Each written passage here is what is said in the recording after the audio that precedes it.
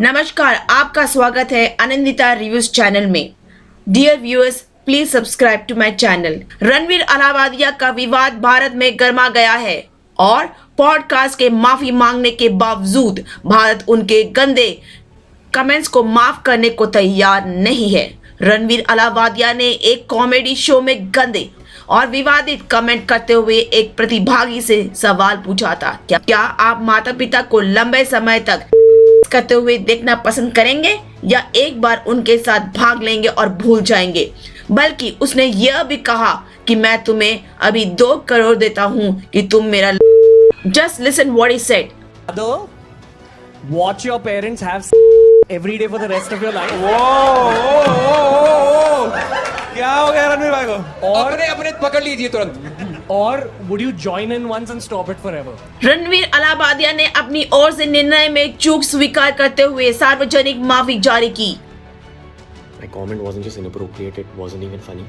Comedy is not my forte. I'm just here to say sorry. Many of you asked if this is how I wish to use my platform, and obviously this is not how I wish to use it.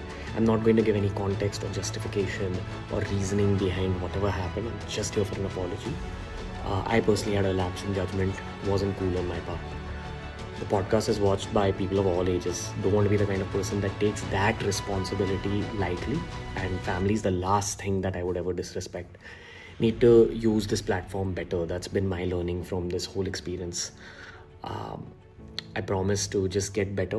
I've asked the makers of the video to remove the insensitive sections from the video, and all I can say in the end is I'm sorry.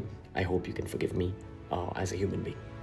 Priyanka Chaturvedi और सस्मित पात्रा जैसे राजनेताओं ने YouTuber को बुलाया और कहा कि वे इस मुद्दे को अपनी संबंधित स्थायी समितियों में उठाएंगे। पॉडकास्टर और उद्यमी रणवीर अलाहाबादिया, जिन्हें बियर बाइसेप्स के नाम से जाना जाता है, कॉमेडियन समय रैना के YouTuber show India's got latent पर उनकी टिप्पणी के वायरल होने और नेटिजन्स के साथ अच्छी तरह से नहीं बैठने के बाद भारी हंगामा और प्रतिक्रिया हुई।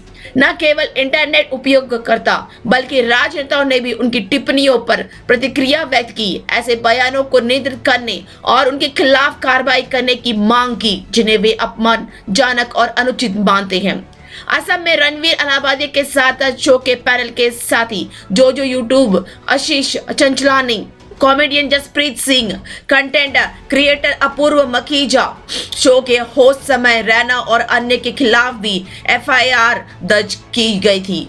असम के मुख्यमंत्री ने एक्स पर पोस्ट किया कि शो में अश्लीलता को बढ़ावा देने और यौन रूप से स्पष्ट और अश्लील चर्चा में शामिल होने के लिए उनके खिलाफ FIR दर्ज की गई थी।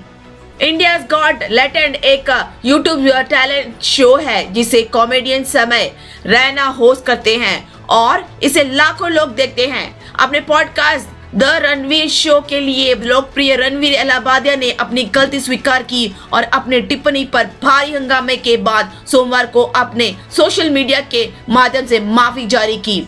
मुंबई पुलिस ने कहा कि कॉमेडियन समय रैना के शो इंडियाज गॉट लैटेंट पर उनकी टिप्पणियों पर हंगामे के बाद एक टीम यूट्यूबर रणवीर अलाहाबादिया के आवास पर पहुंची है। बीजेडी सांसद सस्मित पात्रा ने कहा, ये बेहद दुर्भाग्यपूर्ण है और संचार और IT पर संसदीय स्थायी समिति के सदस्य के रूप में जिसमें प्रसारण भी शामिल है, मैं इस मामले को समिति में उठाने जा रहा हूं क्योंकि हम अनुदान की मांग के लिए शॉर्टी से मिलने जा रहे हैं। उन्होंने कहा, मैं चाहता हूं कि इस तरह की अपमानजनक टिप्पणियों के लिए सख्त उपाय हो जिनका इस्तेमाल बहुत ही सहजता से किया जाता है, खासकर जब ऐसे युवा प्रभावशाली दिमाग ऐसे यूट्यूबर्स को अनुसरण करते हैं। उन्होंने कहा। शिवसेना की राज्यसभा सांसद प्रियंका चतुर्वेदी ने कहा, जिस तरह से उन्होंने टिप्पणी की, जिस भाषा का इस्तेमाल किया गया वह व्यापक और आपत्तिजनक थी। यह समाज के दायरे से परे है। यदि ये सामग्री निर्माता स्वयं नियमन नहीं करते हैं तो वो राज्य को हस्तक्षेप करने के लिए मजबूर करते हैं। FIR दर्ज की गई है। यह जानबूझकर किया गया था। यह सामग्री को वायरल करने और इससे पैसे कमाने के लिए था। इन्हें इसके लिए भुगतान करना होगा क्योंकि एक सभ्य समाज में माता पिता के बारे में बात करना, सामान्य बात करना इन बातों को सामान्य बना देगा। शारीरिक अंतरंगता सामान्य है। मैं ऐसे स्थायी समिति में उठाऊंगा क्योंकि मैं इसका सदस्य हूँ। राज्यसभा के सभापति ने मुझे आज शून्यकाल में इसे उठाने की अनुमति दी है। ये केवल इस साम्राज्य के बारे में नहीं है। ऐसे कई साम्राज्य निर्माता हैं जो इन प्लेटफॉर्मों पर फल फूल रहे हैं और जवाबदेही से बच रहे हैं। जो ऑफेंसिव लैंग्वेज और परवर्स लैंग्वेज और कंटेंट बनाया है वो एक सोसाइटी के दायरे से आगे हटकर है। तो उस पे अगर खुद ये लोग कंटेंट क्रिएटर्स जो हैं सेल्फ रेगुलेट नहीं करते हैं, they force the state to intervene. Karni Sena के राष्ट्रीय अध्यक्ष और राष्ट्रीय प्रभारी ने पॉडकास्टर और यूट्यूबर रणवीर अलाहाबादिया और समय रैना के इंडियाज गॉट लैटेंट के अन्य रचनाकारों के खिलाफ कार्रवाई की योजना बनाने के लिए एक बैठक बुलाई है। रिपोर्ट के मुताबिक राष्ट्रीय करनी सेना के प्रवक्ता विष्णु प्रताप सिंह ने कहा कि यूट्यूबर्स ने भारतीय संस्कृति का अपमान किया है और युवाओं को गुमराह किया है। कांग्रेस सांसद गौरव गोगोई ने सोमवार को प्रधानमंत्री नरेंद्र मोदी से उन लोगों पर अधिक बारीकी से नजर डालने का आह्वान किया है जिनका वो सार्वजनिक रूप से समर्थन करते हैं। लोकसभा में विपक्ष के उपनेता ने कहा कि प्रधानमंत्री नरेंद्र मोदी जिसे चाहे उसका समर्थन करने के लिए स्वागत योग्य है, लेकिन उन्हें देश की प्रधानमंत्री के रूप में अधिक जिम्मेदार होना चाहिए। पंजाबी गायक बी प्राक ने रणवीर अलाहाबादिया की टिप्पणियों की आलोचना करते हुए उन्हें दयनीय बताया है और खुलासा किया कि वह उनके शो में आने वाले थे, लेकिन अब उन्हें अपनी उपस्थिति रद्द कर दी है। मैं ना यार एक पॉडकास्ट में जाने वाला था अभी, जो beer biceps, and we cancel that. क्यों? क्योंकि आपको पता है कि वो कैसी पैथेटिक थिंकिंग है और कैसे शब्द यूज करे गए हैं समय रैना के शो पे। आई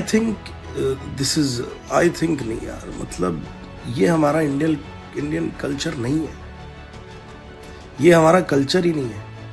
आप अपने मतलब के पेरेंट्स के कौन सी स्टोरी बता रहे हो, आप उनकी कौन सी बातें कर रहे हो, किस तरीके से बातें कर रहे हो, ये कॉमेडी है? This is not at all comedy. ये स्टैंड अप कॉमेडी है ही नहीं है। लोगों को गालियां देना, लोगों को गालियां सिखाना, ये कौन सी जनरेशन, मेरे को समझ ही नहीं आ रहा कि ये जनरेशन है कौन सी। और इसमें देखो वो एक सरदार जी आते हैं।